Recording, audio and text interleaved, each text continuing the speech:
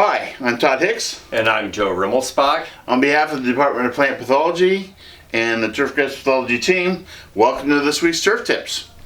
Well, Joe, we're back inside. And the reason we're back inside is not new news to you folks. It's really wet outside and threatened to rain again. And it looks like it's going to stick around for at least the weekend.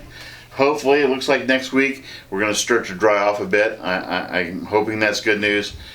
For the golf folks and for anybody managing turf right now, the bad thing is with this rain, we're scared that the switch is going to get flipped. It's going to heat up quick. You add water and temperature to it, and diseases flare up worse than ever. Golf course guys are still complaining a little bit about dollar spot and anthracnose. We're hearing more and more people having a problem with anthracnose. And we're starting to hear a little bit about leaf spot in your roughs, your surrounds. Whether you realize it or not, it's there, it's chewing away. Not a lot of people are seeing the melting out phase that we normally see when the disease gets real bad. But if this switches to hot with that water, it'll happen quick. So make sure you get some protection on for leaf spot. Also, a lot of people look at these cooler temperatures or the temperatures that seem to be cooler and they associate that with less stress. Couldn't be farther from the truth. If we wanted to grow dollar spot, the temperatures we're having right now are perfect for growing dollar spot. So once again, make sure you're protected if and when you can go out. That seems the big deal is when they can go out and if they can go out. So that's about it for the golf side of things right now. Okay. Yeah, just a couple of things I'll follow up on Todd. Is we aren't getting too many samples, and we get a few in. We're having typical things like a little anthracnose and some black layer. Tremendous wet samples. The root systems on the samples we're getting are still good, fairly long, but my concern is exactly what Todd's talking about.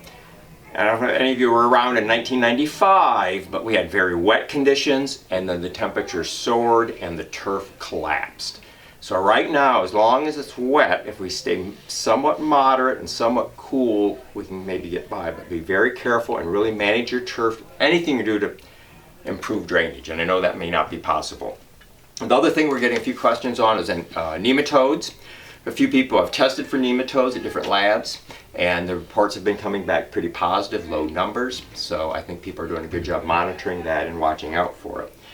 The other thing I want to mention on lawn care, then shifting to high cut turf, is there's still a lot of diseases around. I visited a friend last night and I told him, you know, if I had my class right now, I'd drag him up there to look at your lawn. He had red thread, leaf spot, dollar spot, brown patch, just rampant in this lawn. And of course, he's the kind that basically he fertilizes about one every 5 years if he needs it, so it's starving to death.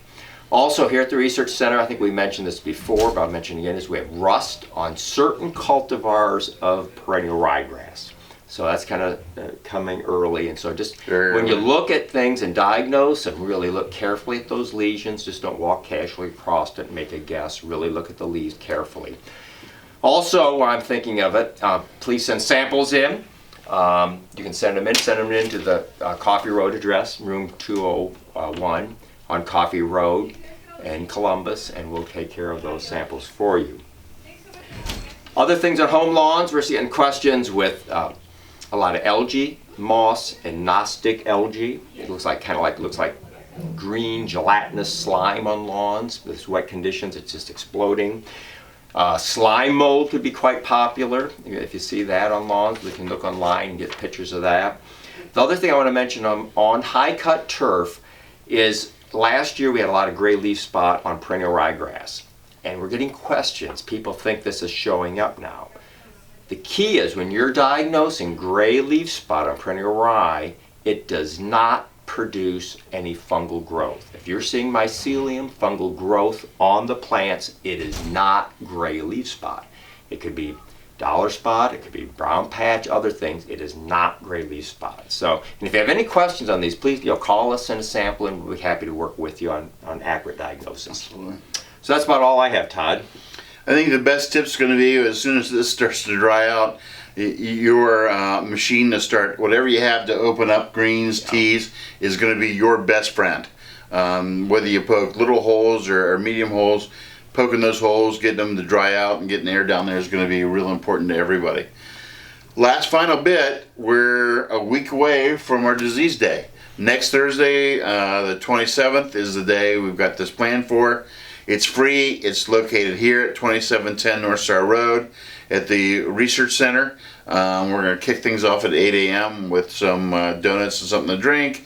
9 o'clock, we'll start our talks and get you out of here about noontime.